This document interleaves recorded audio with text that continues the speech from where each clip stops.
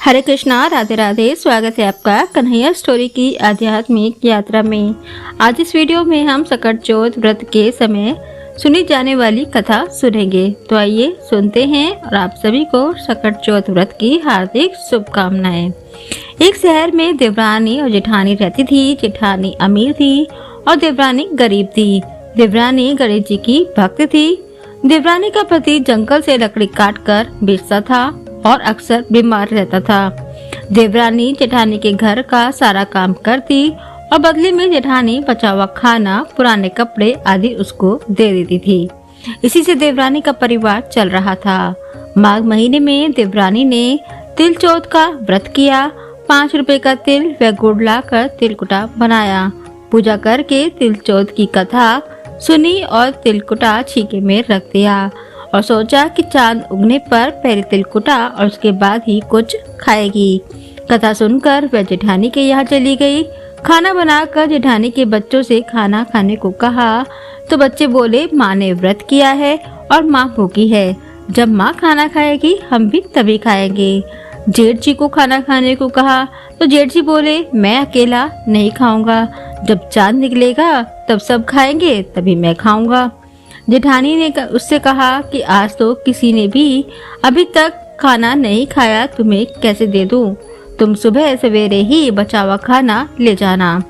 देवरानी के घर पर पति बच्चे सब आस लगाए बैठे थे कि आज तो त्योहार है, इसीलिए कुछ पकवान आदि खाने को मिलेगा। परंतु जब बच्चों को पता चला कि आज तो रोटी भी नहीं मिलेगी तो बच्चे रोने लगे। उसके पति को भी बहुत गुस्सा आया। कहने लगा, सारा दिन काम करके भी 2 रोटी नहीं ला सकती तो काम क्यों करती हो? पति ने गुस्से में आकर पत्नी को कपड़े धोने के धोवन से मारा। धोवन हाथ से छूट गया तो पाटे से मारा। वह बेचारी गणेश जी को याद करती हुई रोते रोते पानी पीकर सो गई। उस दिन गणेश जी देवरानी के सपने में आए और कहने लगे, धोवने मारी, पाटे मारी, सो रही है या जाग रही है? वह बोली, कुछ सो रही हूँ, कुछ जाग रही हूँ। गणेश जी बोले, भूख लगी है, कुछ खाने को दे। देवरानी बोली, क्या दूँ? मेरे घर में तो अन्न का एक दाना भी नहीं है। जेठानी बचा कुचा खाना देती थी, आज वो भी नहीं मिला। पूजा का बचा हुआ तिलकुटा छीके में पड़ा है, वही खा लो। तिलकुटा खाने के बाद गणेश जी बोले, धोवने मारी, पाटे मारी, निमटाई लगी है, कहाँ निमटे? वो बोली, ये बड़ा घर, जहाँ इच्छा हो वहाँ निमट लो।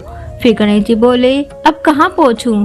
अब देवरानी को बहुत गुस्सा आया कि कब के तंग करे जा रहे हैं। सो बोली, मेरे सर पर पहुँचो। और कहाँ पहुँचोगे?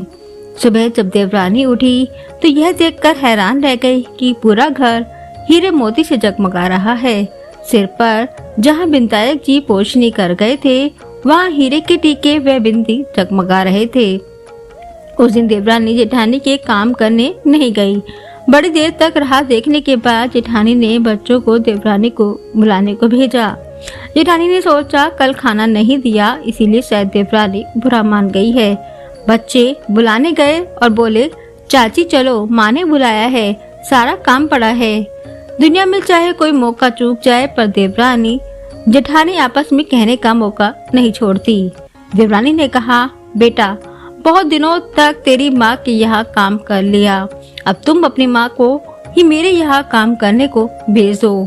बच्चों ने घर जाकर माँ को बताया कि चाची का तो पूरा घर हीरे मोतियों से जगमगा रहा है। जेठानी दौड़ती हुई देवरानी के पास आई और पूछा कि ये सब हुआ कैसे। देवरानी ने उसके साथ जो हुआ वह सब कह डाला।